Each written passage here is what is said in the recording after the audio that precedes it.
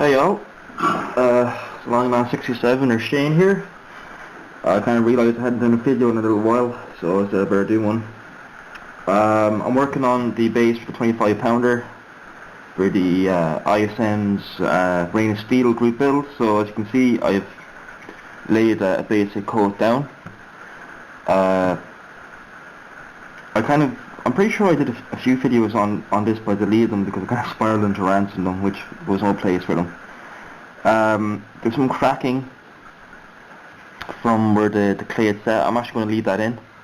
I know it's a bit overscaled, but I like it, so I'm actually going to leave those cracks in and see what type of effect I can get out of it. So I'm applying a base coat of Model Air Green Brown 71.030, thinned with Ultimate Thinner. So, don't need that much thinner in it, like. Okay. So yeah, what's going on with me? Got a haircut, so the mop is gone. So I look all respectable again. Well, me respectable. What else? Things be kind of looking quite up. I've been chatting to some very nice people and been enjoying that.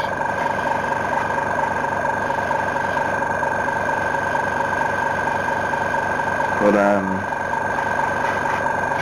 I got some goodies in the post the last day as well. My Dragon Brumbar arrived yesterday. Nice kit. I'll do a review of it properly the next day. With the compressor. I don't mind being too heavy on the basing of the base coats on the Diorama base, because it's going to be built up with different shades anyway, so having it slightly blotchy and mottled is actually, I feel, is a good thing.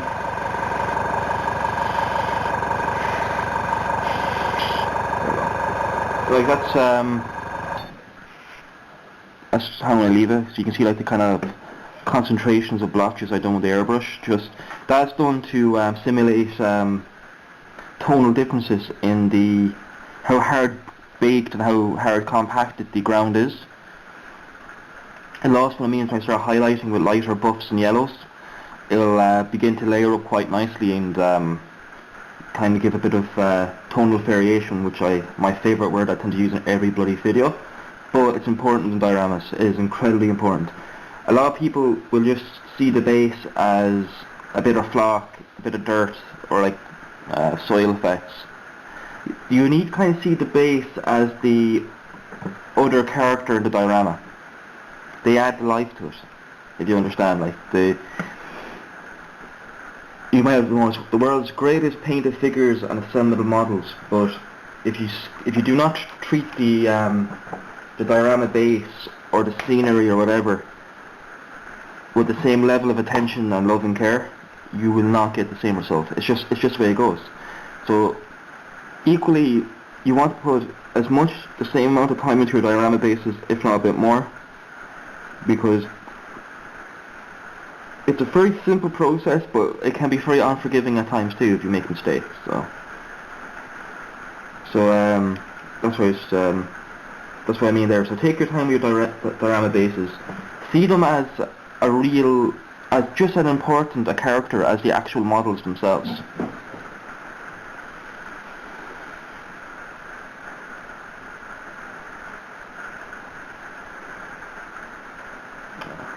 I want to see with someone online there. So yeah, I was watching Cohen's video about.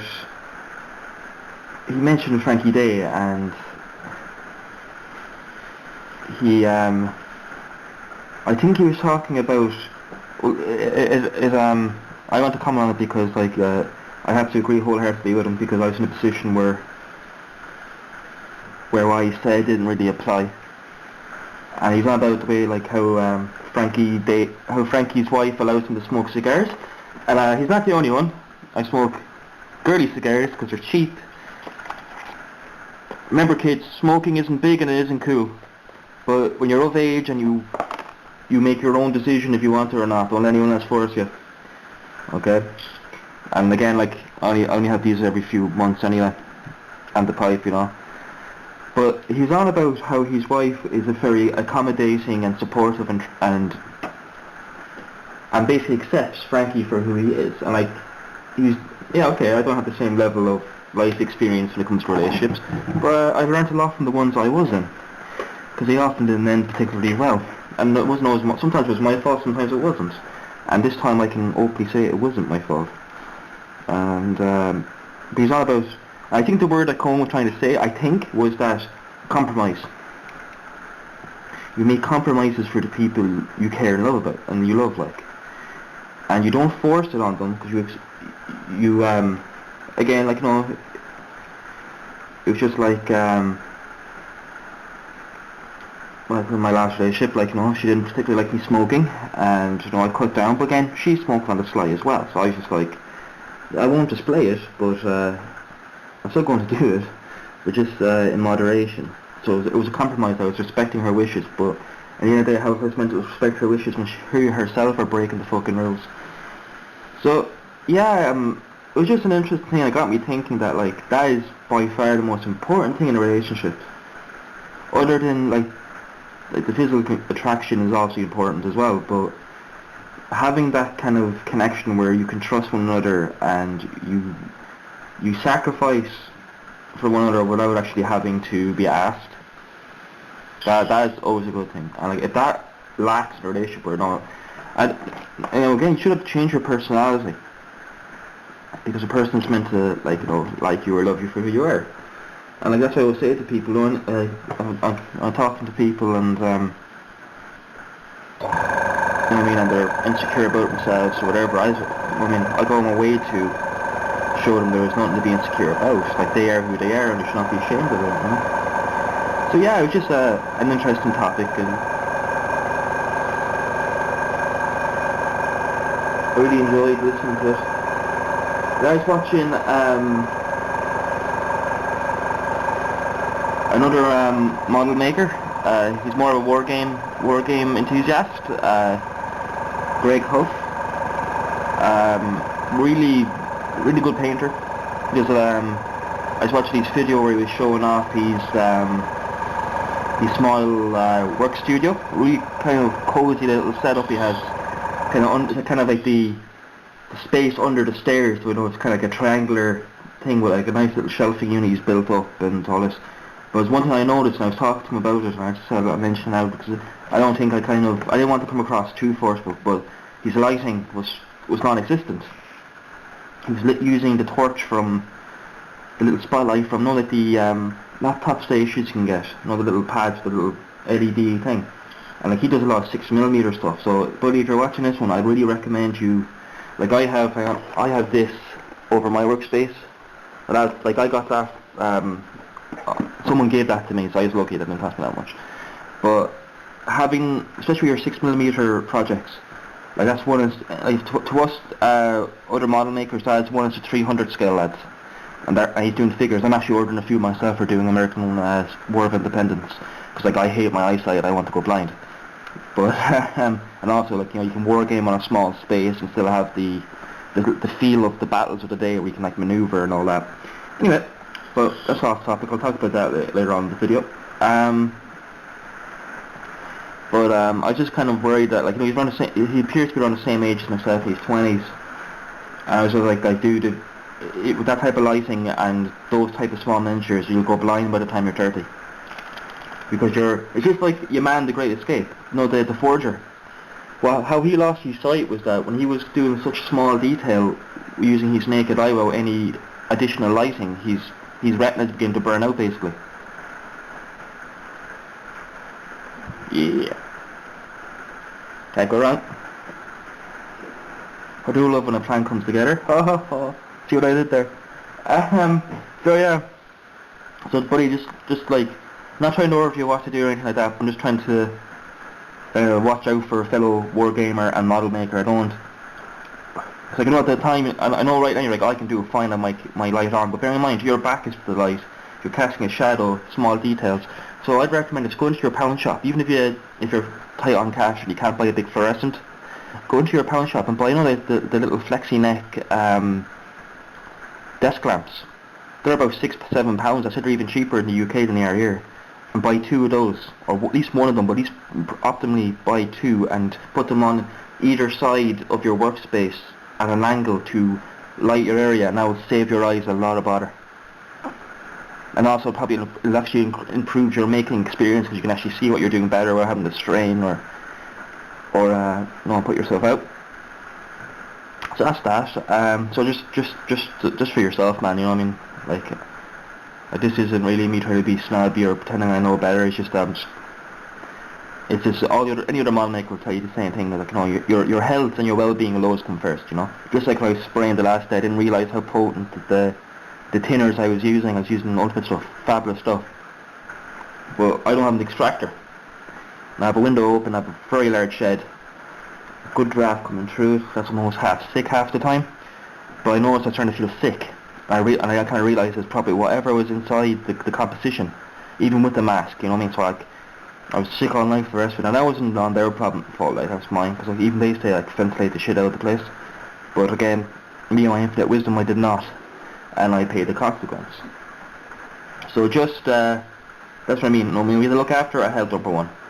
And both Normas and Schweinhound 227 and Cone and Nigel and Aaron, they always, and myself, we always kind of go on and drone on about safety and model making, because we do deal with a lot of dangerous chemicals that if we abuse or misuse, we will suffer, or it will kill us.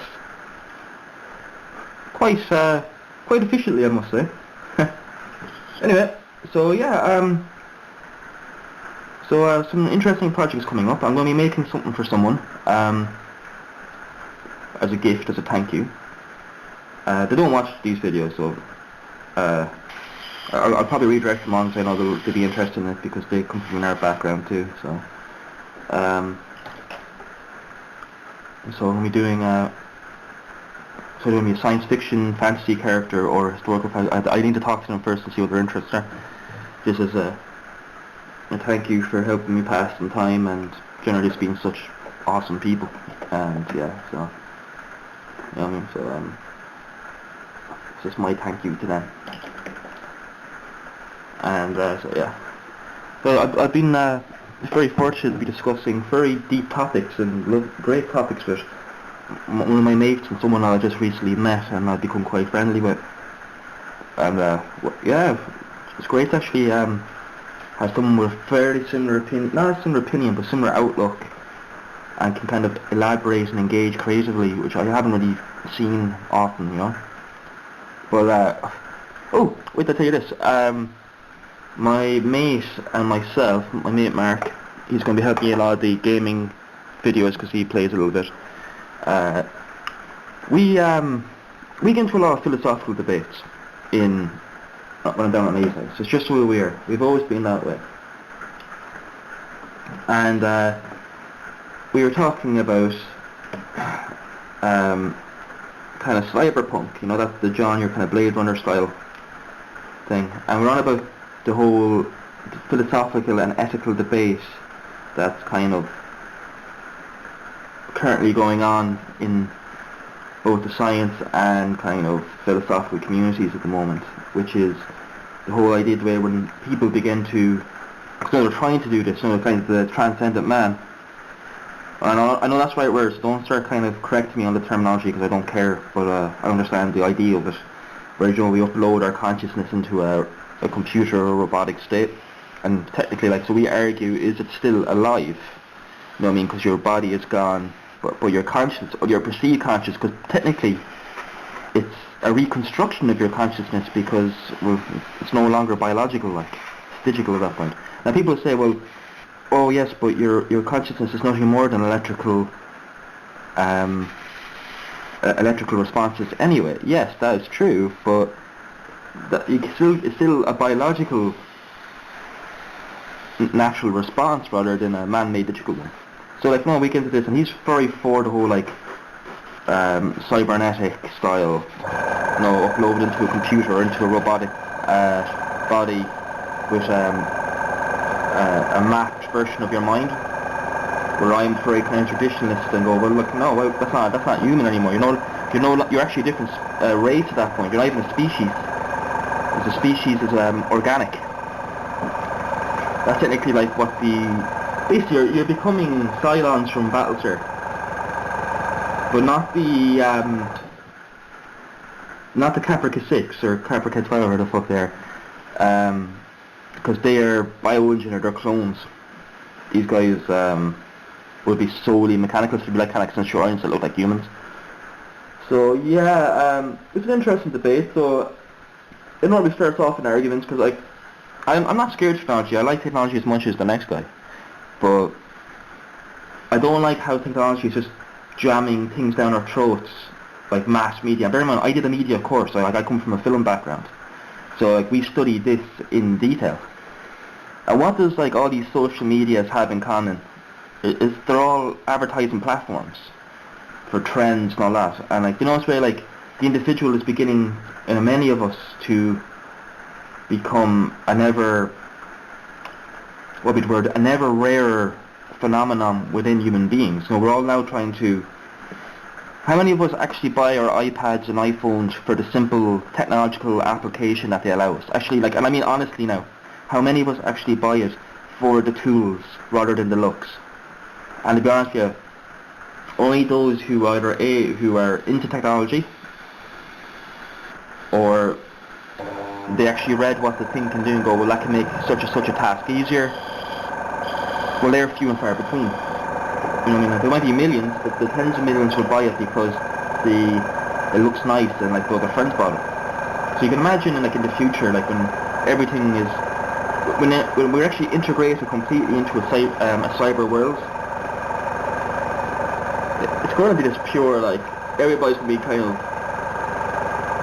more or less the same, So it kind of prompted me to do a bit of writing, and like I used to write a lot of short novels or novellas.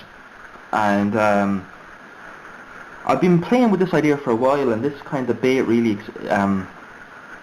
inspired me to sit down and write. And I've written the first chapter and the prologue.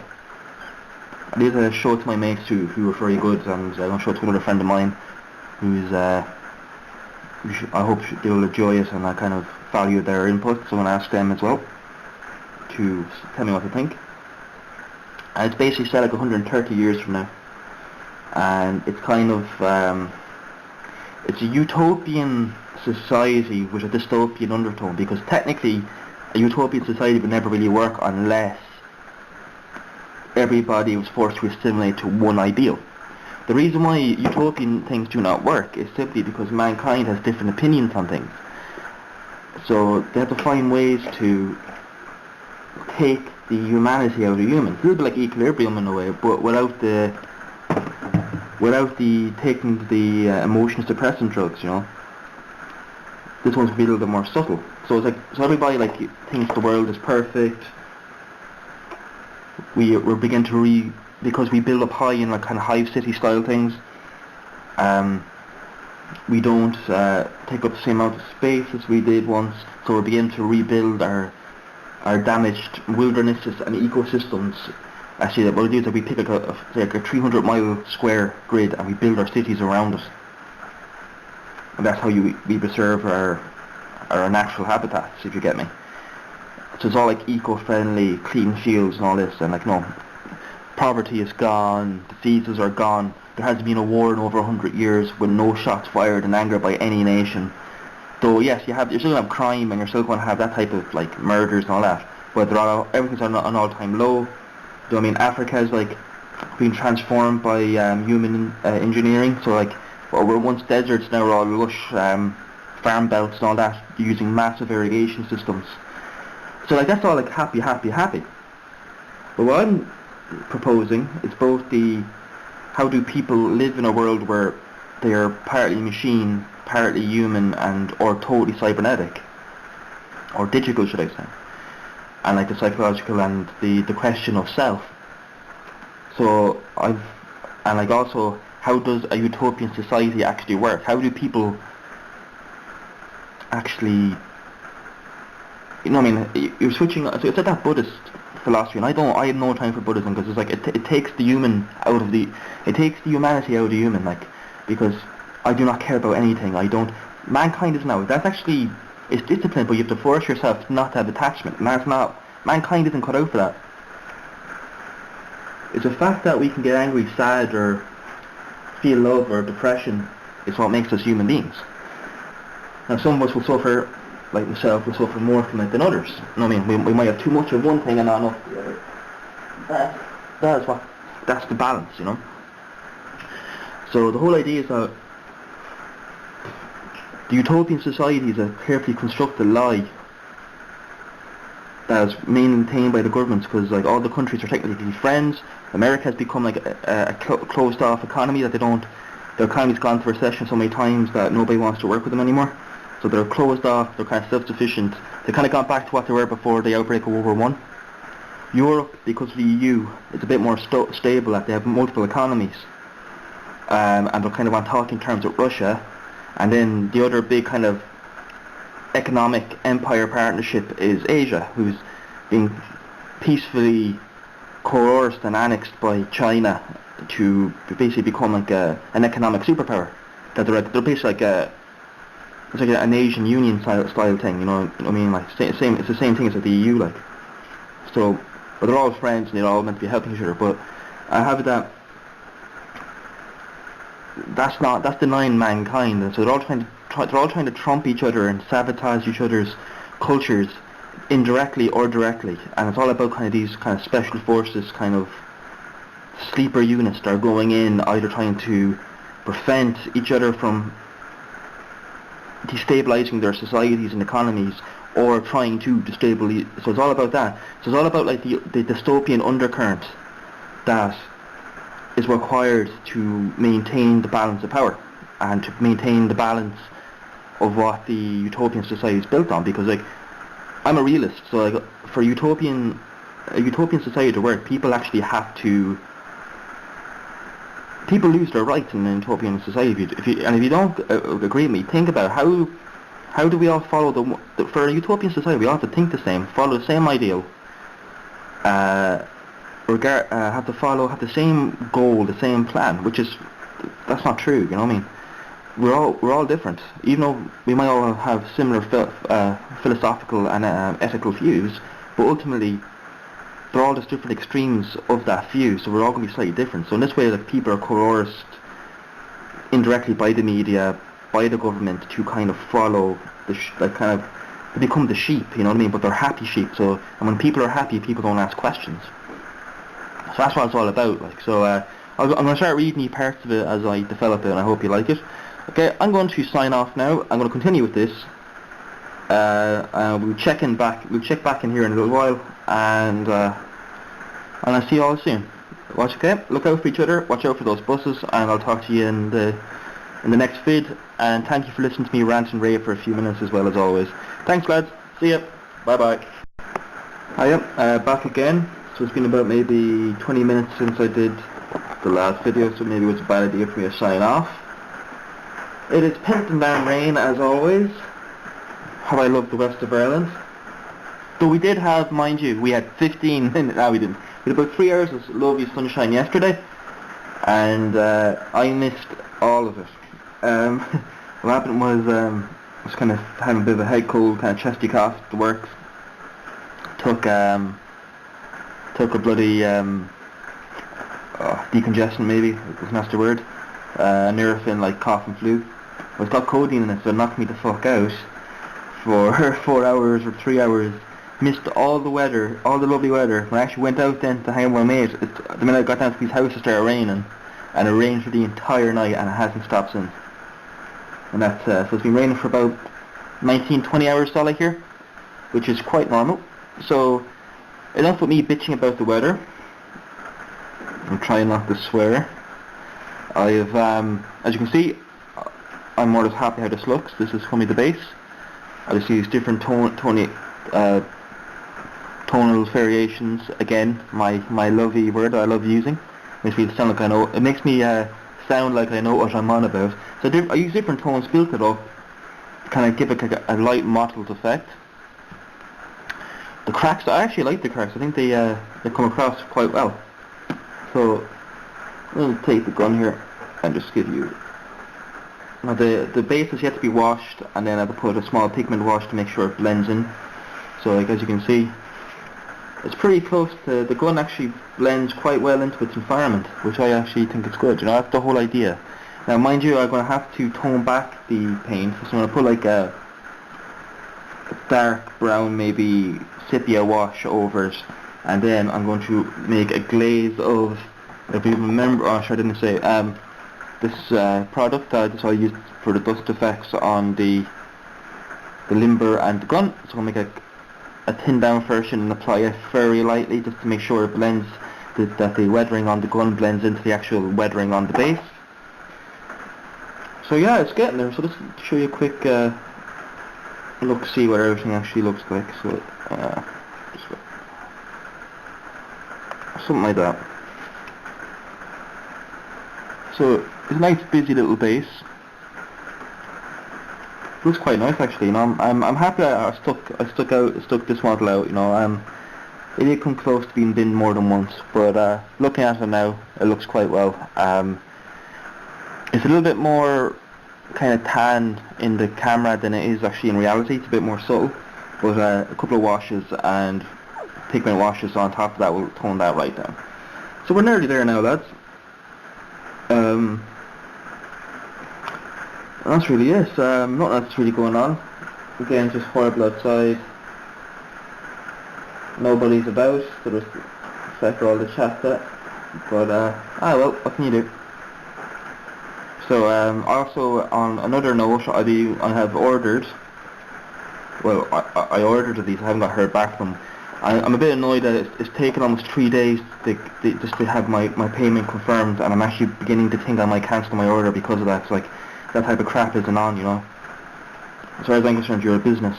You're not meant to keep customers waiting in the lurch. Cause like that means I can't spend anything else on my card until that clears, because I use a pay-as-you-go card. So, you know what I mean, that's paralysing me if I need to pick up anything or order anything else for myself, hobby or personal related, like, you know. So I've at least requested an order, we'll say, of from what's it called, Brucus 6mm. So it's all like or Brackus 6mm. So it's basically wargaming figures, 15 quid for like 90 something models. Now mind you, they are literally that. They are tiny. But again, under the optics, I have a big magnifying glass built into this light. Some fine brushes and airbrush, I'd speed through them. So I'm going to use that for black powder because I don't have the space, the 10x12 space board that's recommended for 28mm gameplay. I'm still going to be buying 28mm figures for painting projects, of course, but not just, I can't really play with them. So we'll see. If I don't hear back from him now by tomorrow, I'm going to email him going, look, what's the problem here? As in, this isn't really on, you know. But I'm not really an impatient type of person, but it's just that type of thing annoys me a little bit, you see. So the plan now for the rest of the night is someone kindly give me their dissertation to read over, which I'm going to actually do, just for not to proofread it, actually just to have a look-see and sort of trying to explain to me what they do, and that was very kind of them to do that. So I'm going to have a good read of that and have a good chat about it to them when I chat to them next. So it should be a good conversation. Unfortunately, I couldn't find my papers, any stuff I wrote in college. Because I tell them about, like, I did a piece on westerns and like how the western is all about expressionism, freedom from social norms and breaking social norms and all that. It was actually a really good essay, and how there's a slight element of propaganda to westerns, and Jesus, that when you really look into westerns, there is, like, most people would be aware that there are, but it's not until you start diving into it really that you kind of see, like, especially like the portrayal of Indians, because like the Americans basically, we think of genocides, we think of World War II, the Holocaust, we think of Bosnia, Rwanda, Congo, all these other areas. But the Americans had their own one on their own shores as well, with the Indians, where they actually almost annihilated the entire race of them. Like, That's what the whole Trail of Tears. They pushed them into the mountains, let them die. So, and we never see that. There's never been a movie made about that. So I kind of made a point in that. And see, since I'm into history, no one else kind of was. Nobody else kind of went in as far as I did with it. Like, but yeah, it was. So I'm going to give that a read. I'm not going to review my first draft of my chapter before I might do a reading, or better still, I should contact Aaron Newlands, because he has a fabulous voice. Should have sent him on the copy and asked him to narrate it, because Jesus, it'd be unreal with his voice. Instead of my Irish, I don't think Irish, for some reason an Irish accent in futuristic worlds doesn't quite work, you know. Oh, be God, they be shooting lasers at me. Oh, dee-dar. I'll be shooting back now, you know. I don't think it quite works. We don't actually sound like that, believe it or not, folks. That's only what Hollywood says we sound like. So that's some of that. So as you can see, we're looking good. I have the gunner attached. So we're almost there now, lads. I'd say another couple of painting sessions to get the ammunition painted and mount the crew, washed, do a few pigment washes on the board, and then repaint the deck, the cladding, and then we're good to go. So that'll be my second build done, and then I'm going to be focusing on my the start on my Nigel Wells North Africa group build, and then at the same time I'll be working to finish off my my Tiger 2 and Typhoon for Russell Goslin's D-Day group build. I actually got the right scale plastic thickness now, so I can actually make the tool brackets, or at least the imitations of them. I'm not that good of a scratch builder, so we'll see what happens. I'll just going to put something there just to show that they are there, you know. So that's really it, lads. I'm going to sign off now, so thanks for watching me rant and rave, and hopefully I'll have a reading either by myself, or actually if I do talk to Aaron about it, he'd probably be up for it, or even just to see what he thinks of it. So yeah, so watch this space, lads, and I'll see you all very soon. Bye bye, watch out for those buses.